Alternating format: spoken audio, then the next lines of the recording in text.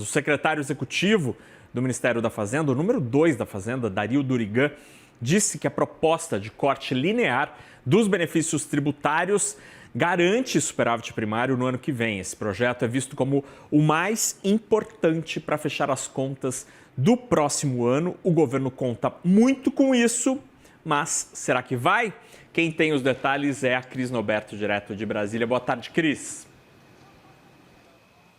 Oi, Naka, boa tarde para você, para todos que nos acompanham. Pois é mais um pedido, então, do governo para que o Congresso Nacional possa avançar com essa proposta que quase que sustenta o superávit fiscal do ano que vem, O próprio Dario Durigan fala isso, nessa manifestação, nessa participação dele nesse seminário que ocorreu mais cedo lá na Câmara dos Deputados, justamente sobre os 2 anos do arcabouço fiscal, Então, dizendo que esse projeto é o que sustenta o superávit do ano que vem. Lembrando que a meta fiscal para 2025 é 0,25% do PIB e para esse ano, um déficit zero. E lembrando também que a Câmara aprovou, a Câmara e o Senado, o Congresso Nacional aprovou mirar ali no piso da meta, ou seja, pode ter apenas um déficit zero no ano que vem. Mas Durigan, então, fez essa defesa nesse momento, justamente falando de que a importância de de aprovar, de avançar com esse corte de benefícios, Essa proposta está tramitando na Câmara dos Deputados, sob relatoria do deputado Mauro Benevides, que também é relator, na verdade, ele é o dono de uma outra proposta que já tramita em regime de urgência, Ou seja, não precisa mais passar por nenhuma comissão temática, mas essa proposta que ele relata agora, ela foi construída com o governo federal, foi aprovada na Comissão de Finanças e Tributação, ainda deve passar por mais 2 outras comissões e a expectativa é de que possa ser apensada aquele outro texto, que eu estava falando, que já tem regime de urgência, então já pode ir ao plenário. Quem vai ser o relator desse texto no plenário é o deputado Aguinaldo Ribeiro, que já fez a relatoria de diversos temas econômicos, principalmente tributários. A gente lembra que ele foi o relator da reforma tributária, mas ainda tem esse percalço aí nas comissões temáticas. E lembrando que o calendário está muito apertado, falta menos de 2 semanas para o recesso parlamentar, que começa no dia 23 de dezembro. Então, o governo precisa de acelerar com essa votação, inclusive para incluir na lei de diretrizes, na lei orçamentária anual, que deve ser votada na CMO no dia 17, ou seja, na semana que vem.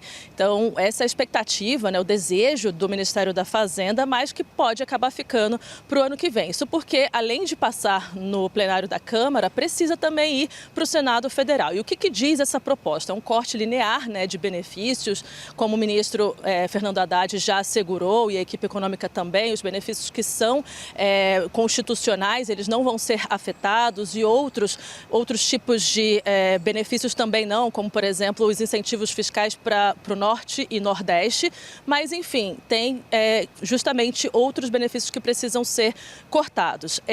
Essa proposta estabelece o corte de 5% dos benefícios ainda em 2025 e mais 5% em 2026. Para que o governo consiga arrecadar esse valor todo de 20 bilhões de reais, mais ou menos, precisa ser aprovado esse ano. Mas para o ano que vem, depois da volta do recesso legislativo, pode ser aprovado também porque tem o princípio da noventena, ou seja, para fazer valer ali a partir de 90 dias. Mas quanto mais tempo ficar sem a proposta, menos o governo arrecada. Volto com você.